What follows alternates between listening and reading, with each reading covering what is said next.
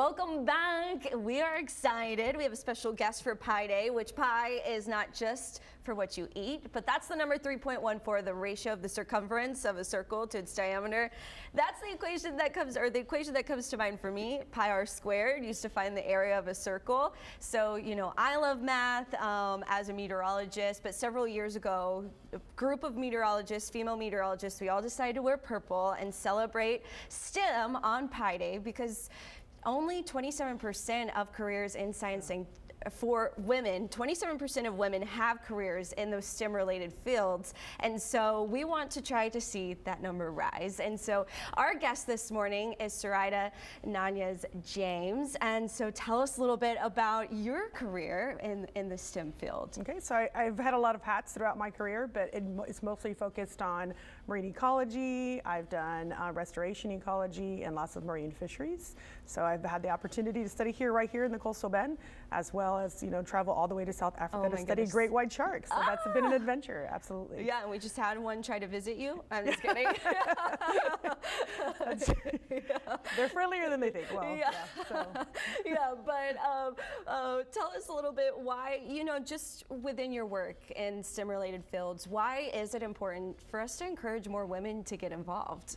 Well, I think women bring so much to the plate, right? We bring a diverse perspectives. We're critical thinker. We're naturally skilled at communication and just collaborative work.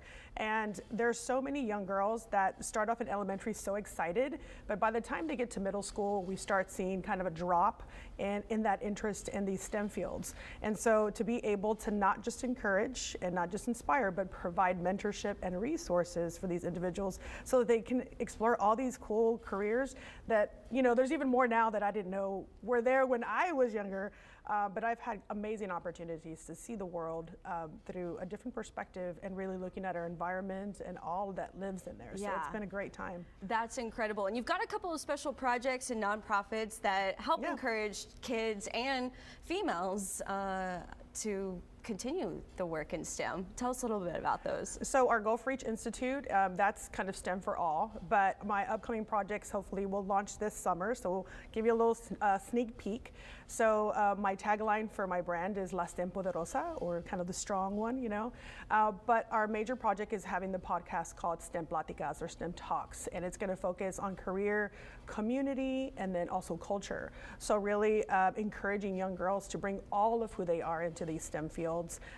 And know that that is a value to this field and to themselves, to just be you in this field. Yes, I mean, you're a great example of that, right? You bring that personality, you bring that something different into the space. And so we want girls to be able to do that, but also provide some of the other things, right? So we're looking at the positive, but some of the other things that we are concerned about is the fact that there's still a lot of progress that needs to be made in these fields. And what are those things that we can talk about, that we can have community with each other as well, which is huge. Especially women of color, our Black, our Indigenous, our Latina women that are in this field that really still are even a lower percentage. You talked about 27. That's it's even just a women lower, in general. Yes, women in general. It's even lower for minority women. And so just to be able to have that space or safe space for women to talk about these things. And as you mentioned, I'm a mother too. So being able to talk about being a mom in this field. And there's just so many things that we can talk about. But again, to be able to do that right now, I actually just had a talk, and I just realized that there's still such a need for mentorship in the STEM field. Yeah, that's incredible. We're so excited for everything that's coming our way and all the help that you're doing here in the Coastal Bend as well. So yeah, hopefully more girls will get involved. I know it's always exciting when they raise their hands in class. Like, I want to be a meteorologist now after talking with them. So thank you so much for being here today. Having me. And happy Pi Day, everyone. So